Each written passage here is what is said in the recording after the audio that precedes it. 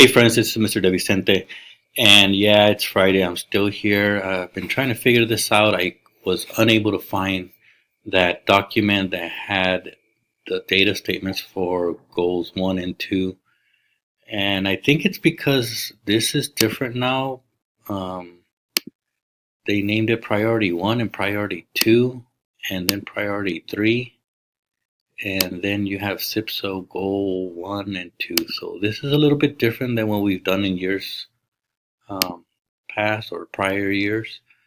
Um, the data looks a little bit different, and that's because our data collection systems have changed or updated, or all they're different. So I'm not going to compare the from the past till now because I think that'll confuse us even more. And so I'm just going to go ahead and go with what we have now, which is what Sue was showing us um, on Friday after school.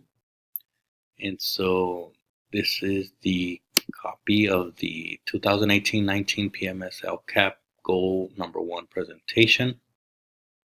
So I'm assuming that these priorities are for goal number 1. So goal number 2, I guess will be coming next.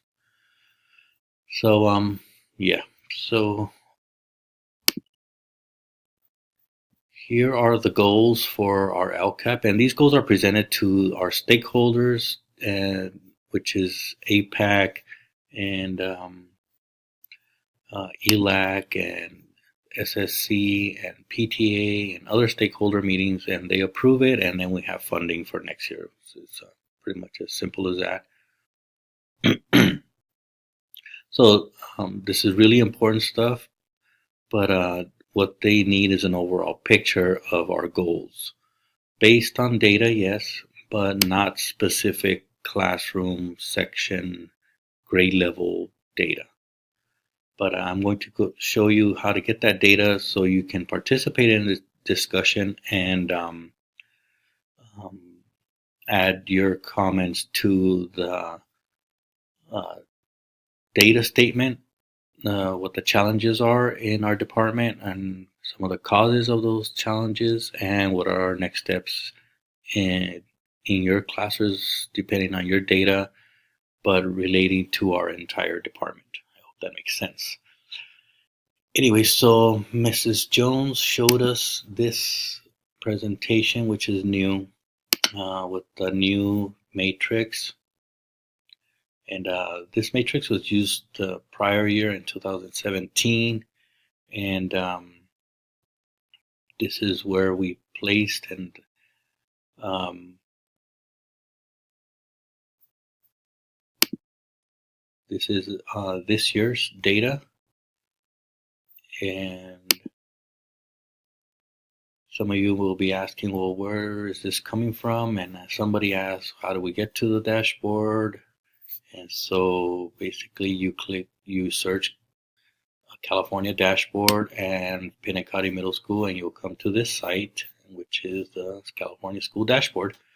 And you type in Pinacate Middle School, and you'll have all the reports, the overall reports for English and math, and absenteeism and suspensions. So this is our population. Our academic performance is here for ELA and math. And this is our overall performance. And these are our levels. You can view into more detail here, here, and here. I won't click on them because I want to make this video short. So this is our overall data as a school site, as a department, English Language Arts, which is where we make our general data statement here. Now, if you want to contribute, like you guys were saying, to this statement, you need to know your data for your kids. So for that, you need to go to EDAMS, and you go to your home page, and then you go to dashboards, and then you go to CAST dashboard, and you're going to come to this site where you'll see all of our kids in ELA here, broken down by levels of performance according to the SBAC. And you can hear, this is another chart. This is a chart you can use for this presentation here if you wish to put a little chart right here. And if you want to look at your own kids, well, let's say you are Mr. Guerra and you want to look at your kids. So your name should come up here already because you have access to your kids. So these are Mr. Guerra's kids. 21 of them exceeded standards, 61 met the standards, 81 nearly met them, and 63 did not meet standards. So overall, Mr. Guerra has pretty good students here in this year. Then you can go here by student and look at their data. And then you can increase the number of kids per page here, so you don't have to keep clicking. Some of you wanted me to print this stuff for you, but looking at all this data and all the people in our department, that's a lot of printing and very little time to do it. So if you still want me to print it out for you, I can. Just send me an email and I'll do that for you. I just won't have it for Tuesday's meeting because I still have to go get donuts. But so some of you were saying, how do we look at by standards? And by standards, in this case, you mean claims. So you click on claims and you can see our 4 claims. And if you're new to the California Common Core standards, you can say, what do these claims represent? Well, they represent reading, writing, listening, and research and inquiry.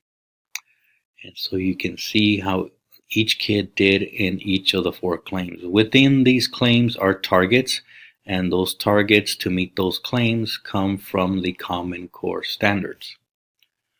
I guess that's as simply as I can put it. You can look at your movement to see how many kids have movement, and this will come up here on this graph, or not. Oh, I'm sorry, Mr. Guerra has 7th graders, so you won't see that here. Let's go with Rosa's kids. So you can see Rosa's kid had 6 kids who had positive movement, and 76 had no movement, and 58 of her kids had negative movement. And if you want to look at what kids did that, you click here to filter. So you can see the 6 kids who had positive movements and biometry. Okay.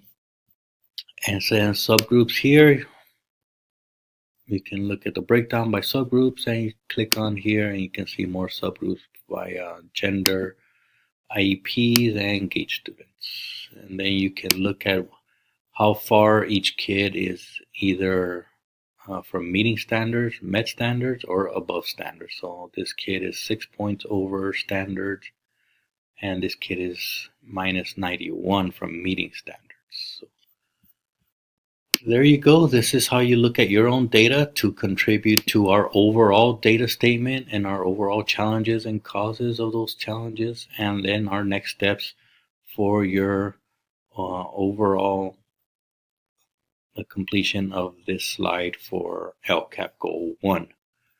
And I'll see you guys on Tuesday, and I hope I don't forget the donuts. But there you go. That was 8 minutes. I hope you have time to look at this so you can come to PLC prepared. If not, I don't blame you. Enjoy the weekend, and I'll see you on Tuesday.